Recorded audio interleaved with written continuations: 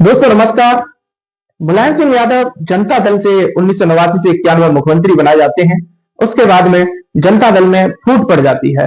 जनता दल में फूट पड़ने के कारण मुलायम सिंह यादव के मन में आता है क्यों ना कभी लोक दल में, कभी जनता दल में, कभी जनता पार्टी में, तो दोस्तों क्यों ना अपनी पार्टी नई बनाई जाए और वह नई पार्टी बनाने की सोच लेते हैं, क्योंकि उनका जो जमीनी लोगों से जुड़ने का लहजा था वो काफी ठीक ठाक था। दोस्तों 4 अक्टूबर 1992 को एक लखनऊ में एक जनसभा करते हैं और जनसभा करने के बाद समाजवादी पार्टी की स्थापना करते हैं। दोस्तों प्रेरणा डॉक्टर राम मनोहर लोहिया जी से लेकर एक नई पार्टी का गठन करके शुरुआत करते हैं और दोस्तों 1993 से लेकर 1995 में मुलायम सिंह जी सपा और बसपा गठबंधन से मुख्यमंत्री बनते हैं और बनते हैं तो पार्टी दोस्तों एक साथ इतना बड़ा इंप्रूवमेंट उन्हें दिखाई देता है क्योंकि वो जनता के बीच में पहले से ही लोकप्रिय थे। उत्तर प्रदेश के एक बार मुख्यमंत्री रह चुके थे। तो दोस्तों 2003 से 2007 तक फिर समाजवादी पार्टी की सरकार बनाते हैं। उसके बाद में दोस्तों 2007 में बसपा की सरकार आ जाती है। बहुजन समाज पार्टी के बाद 12 तक रहती है। 12 के बाद दोस्तों फिर समाजवादी पार्टी पूर्ण बहुमत से सत्ता में वापसी करती है और अखिलेश यादव मुख्यमंत्री बनते हैं। 17 तक अखिलेश यादव मुख्यमंत्री रहते हैं। 17 के बाद में कहीं ना कहीं समाजवादी पार्टी अपने विचारों से भटक जाती है और उनके जो पारिवारिक कलह होती है उसके कारण उन्हें विधानसभा चुनाव में उसकी खामियां भुगतनी पड़ती हैं और विधानसभा चुनाव में उन्हें हार का सामना करना पड़ता है और वह हार बहुत बड़ी होती है। दोस्तों महज 47 सीट पर 403 विधानसभा सीट में से उत्तर प्रदेश की में से 47 सीट पर समाजवादी पार्टी सिमट जाती है। दोस्तों जब 19 का लोकसभा का चुनाव होता है तो 19 में 5 लोकसभा सीट जीतकर समाजवादी पार्टी को समूरी करनी पड़ती है और दोस्तों फिर समाजवादी पार्टी के मन में एक अरमान होता है कि 22 में मैं सत्ता में वापसी कर सकता हूं। तो अखिलेश यादव जीते और मेहनत करते हैं और लोगों से जुड़ने की कोशिश करते हैं मगर वो नाकाम हो जाते हैं। 2022 में उन्हें सीटों में इंप्रूवमेंट दिखाई देता है जो 47 सीट वाली समाजवादी पार्टी 111 सीट पर पहुंच जाती है।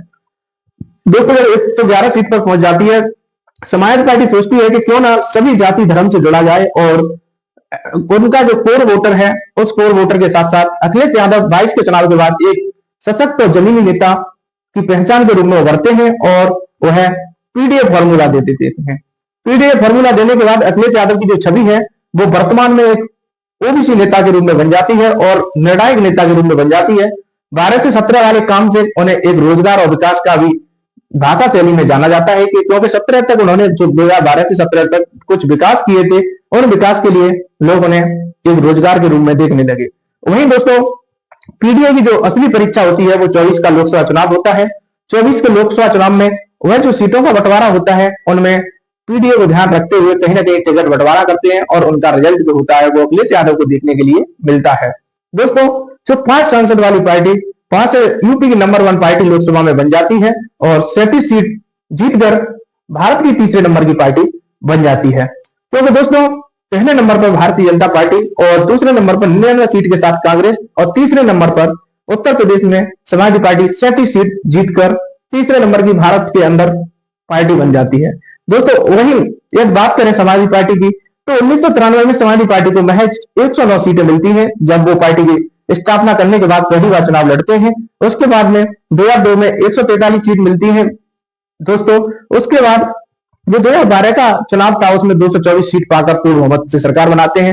17 में 47 सीटें और दोस्तों जो पीडीए का फॉर्मूला है वह कहीं ना कहीं समाजवादी पार्टी को एक अच्छा साबित होता है। समाजवादी पार्टी अपने इतिहास में सबसे ज्यादा सीट लोकसभा के अंदर पाती है। इससे पहले मुलायम सिंह यादव जी के नेतृत्व में चुनाव लड़ा गया था 2004 में, तो 36 सीट पाकर समाजवादी पार्टी सर्वश्रेष्ठ सीट 36 थी तब, और जब पीडीए का फॉर्मूला देकर अखिलेश यादव ने जो चुनाव लड़ा उसमें 37 सीट पाकर पीडीए का फॉर्मूला देकर समाजवादी पार्टी के इतिहास में सबसे ज्यादा लोकसभा में सीट पाते हैं।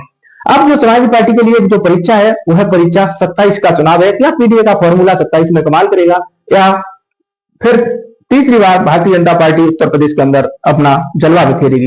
ये तो दोस्तों जनता तय करेगी कि कौन उत्तर प्रदेश के अंदर जलवा दिखाने वाला है, किसकी सरकार आने वाली है। मगर दोस्तों यूपी में लोकसभा के चुनाव में लगभग 34% वोट समाजवादी पार्टी को मिलता है, जिससे कहीं ना कहीं समाजवादी पार्टी के लिए अच्छे संकेत हैं। यदि आपने हमारा चैनल चर्चा विद पंकज सब्सक्राइब नहीं किया है तो चैनल को सब्सक्राइब